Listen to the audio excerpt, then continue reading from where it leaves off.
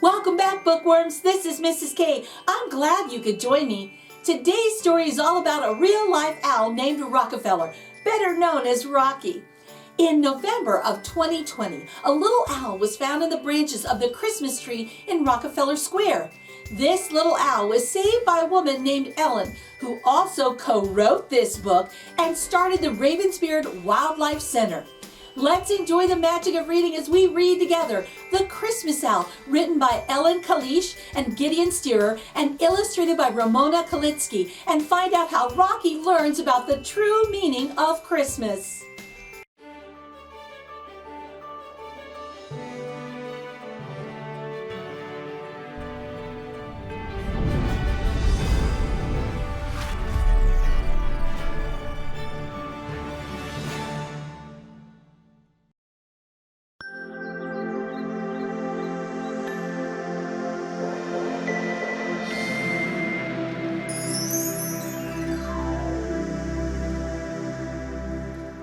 These are all the places where the story takes place.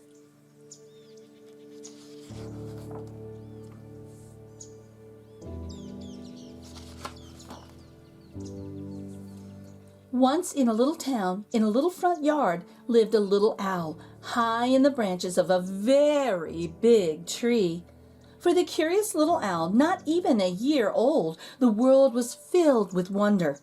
Streams were for splashing, forests were for flying, and friends of all feather were merrily made. One day, when winter had arrived, the town around her began to transform.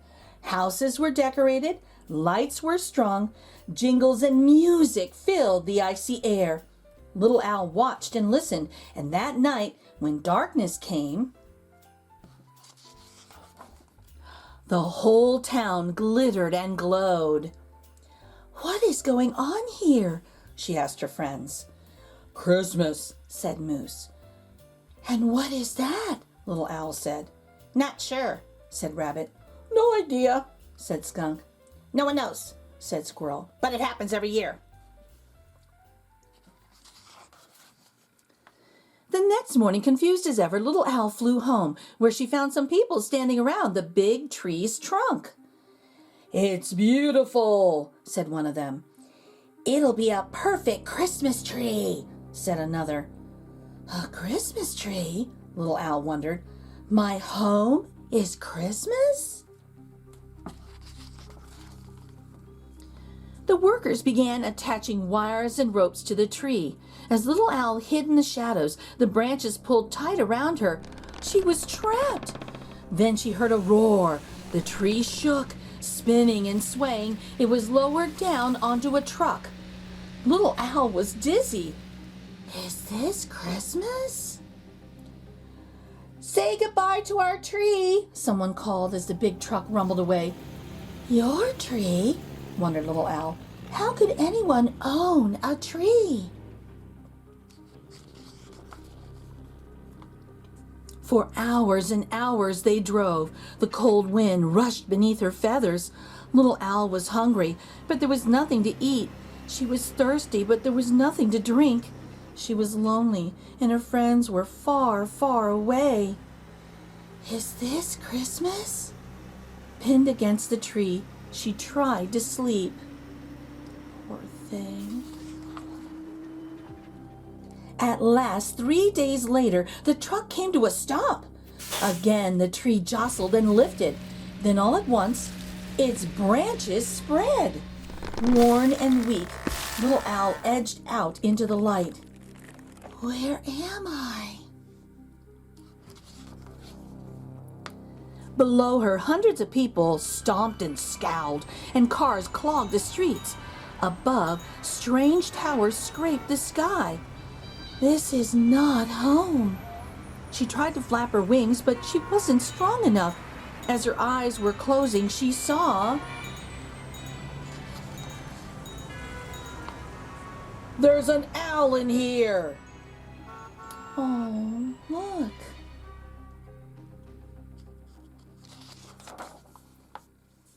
When Little Owl awoke, she was in a box.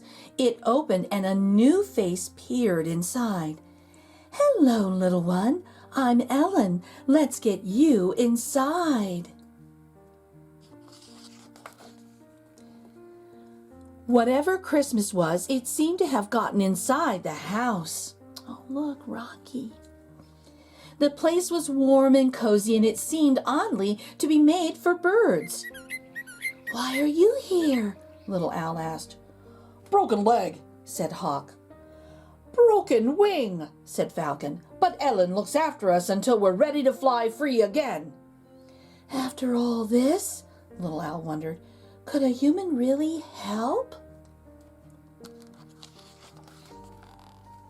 Over the next days, Little Al gulped down water and gobbled thawed mice. She was giving an x-ray, and every day Ellen checked her feathers, eyes, and ears. Ellen is helping. Could Christmas be caring? Could Christmas be kind? Ellen held Little Al in her hand. "After all you've been through," she said, "it's a miracle you're alive." But was Little Al ready to fly? "Almost!" cried her new friends. Ellen smiled. "Almost," she said. At last, at dusk on Christmas, they drove to the top of the mountain. Ellen lifted Little Al from the box and raised her arm. "You're free," she said. "Welcome home." For the last time, the friends looked at each other. Then Little Al flapped her wings and flew higher and higher into the sky.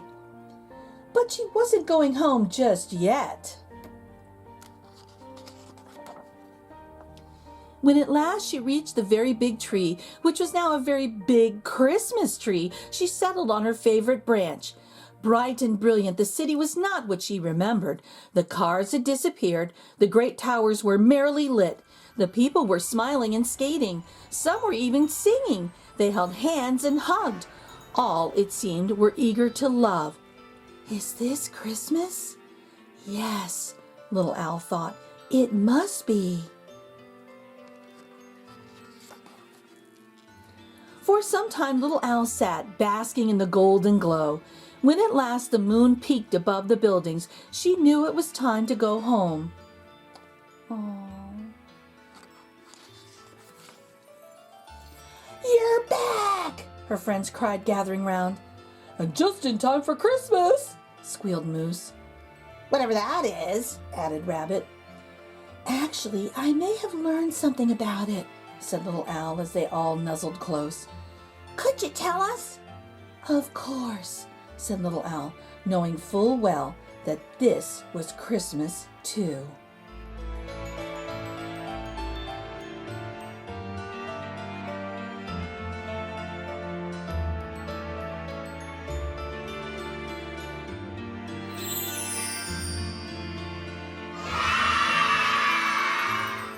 If you enjoyed The Christmas Owl, be sure to check it out at your local library or buy a copy for yourself at your favorite bookstore. The author also includes more information about Rockefeller the Owl and the Ravensbeard Wildlife Center at the back of the book.